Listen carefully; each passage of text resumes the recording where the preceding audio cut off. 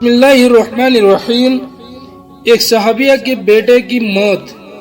ایک صحابیہ رضی اللہ تعالی عنہ کے گھر بیٹا پیدا ہوا۔ شوہر جہاد پر گئے ہوئے تھے۔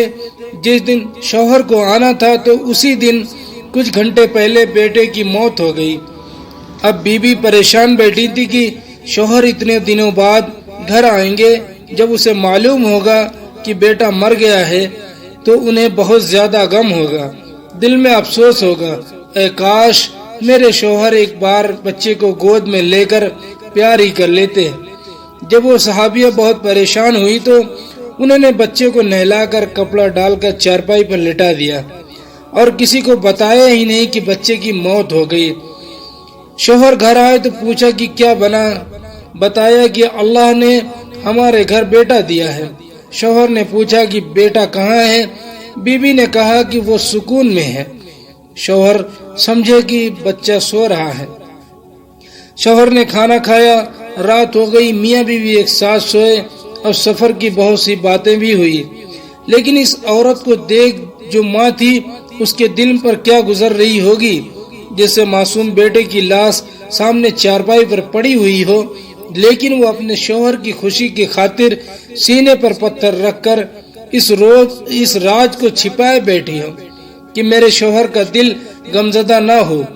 وہ نیک بیوی اس کے ساتھ کھانا بھی کھا رہی ہے، ہنس بول بھی رہی ہے، دونوں میاں بیوی مل بھی رہے ہیں، یہاں تک کہ اسی حال میں صبح ہو گئی۔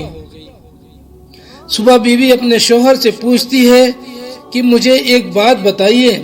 شوہر نے کہا پوچھو۔ کہنے لگی اگر کوئی کسی کو امانت دے اور پھر کچھ دنوں بعد وہ اپنی امانت واپس مانگے تو اسے خوشی خوشی واپس کر دینا چاہیے یا غمزدہ ہو کر؟ شوہر نے کہا کہ خوش ہو کر واپس کر دینا چاہیے۔ بیوی نے کہا کہ اے میرے شوہر، اللہ تعالیٰ نے آپ کو بھی بیٹے کی شکل میں ایک امانت دی تھی۔ آپ کے گھر آنے سے کچھ دیر پہلے اللہ نے اپنی امانت واپس لے لی ہے، اس لیے اب آپ جائیے اور خوشی خوشی اس امانت کو اللہ کے حوالے کر دیجئے۔ اللہ اکبر۔ اس صحابیہ رضی اللہ تعالی عنہ نے شوہر کے ساتھ اپنی محبت کا حق ادا کر دیا۔ صبح کو شوہر حضور صلی اللہ علیہ وسلم کی خدمت میں حاضر ہوئے اور کہا کہ اے اللہ کے نبی صلی اللہ علیہ وسلم، میرے گھر میں یہ معاملہ ہوا ہے۔ میری بیوی نے میری خوشی کے لیے اتنا صبر و جذبہ دکھایا کہ اپنے بیٹے کی موت کے بارے میں بھی مجھے نہ بتایا۔ حضور صلی اللہ علیہ وسلم نے دعا کی اور فرمایا کہ جاؤ، اللہ تعالیٰ برکت دے گا۔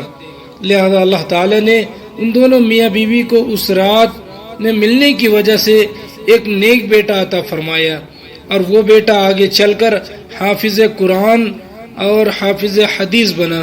اللہ تعالی ہم سب کو کہنے سننے سے زیادہ عمل کی توفیق عطا فرمائے، آمین۔ وآخر الدعوان والحمد للہ رب العالمین۔